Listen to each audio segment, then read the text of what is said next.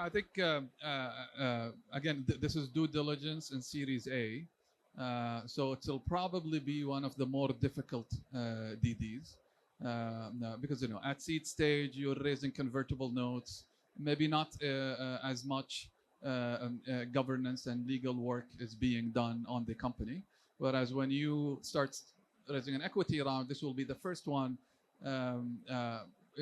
You should expect more challenges than probably what you anticipated. And the DD will be in legal, financial, technology. Legal is, you need to line up a lot of paperwork. You can do this at any time. Financial and technology will need to happen at the equity round. If you're lucky to happen to have a CFO or one of the co-founders is handling that function, it's going to be easier. But in many cases, we see them not to be the case. So DD in Series A is going to be really hard. And Series B, you got used to it. It's going to be easier. And then you'll realize that it gets, inshallah, smoother. If you allow me, I'd like to echo what Ahmed mentioned. So you have those and you need to be ready, and there is no excuse for not being ready. So instead of repeating it, I'll add to it. I think the main distinction is that it's about the mindset you have as an entrepreneur. How do you look at the investors? Is this a transaction where you're getting money, or is this a relationship? We have issues when entrepreneurs think of it as a transaction, because we are in it for the long term as investors. You're stuck with us, we're stuck with you. But it changes the way you engage. If you think of it as a partnership or a relationship, you would have to have the perspective of the investor. When you think of the material that Ahmed mentioned, all the paperwork has to be ready because it has to pass the LAF test for us. We don't want to be stuck with because of an issue of registration or a legal document. If we think of it as a relationship, you would say, how can I show that my partners will make money as I am making money? Wallahumma rizqni warziq minni.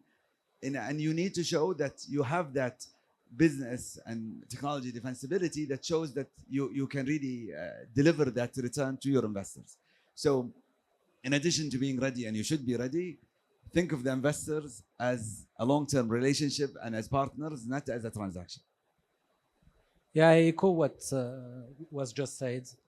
I think the only thing that changed between A, B, and C is the size of the legal bill at the end.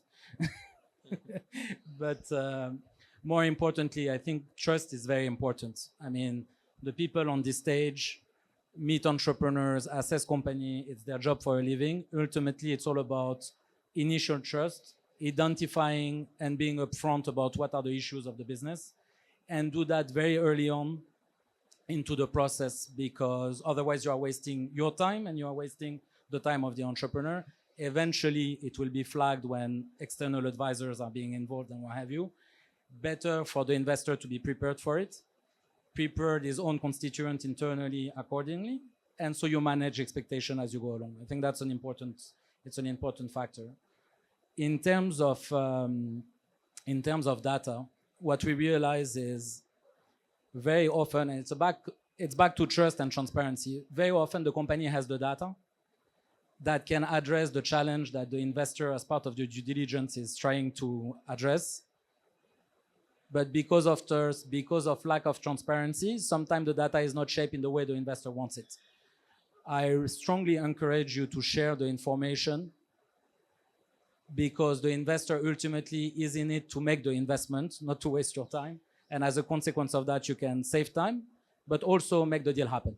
And I think that's something that entrepreneurs need to take into consideration when they have shortlisted their investors.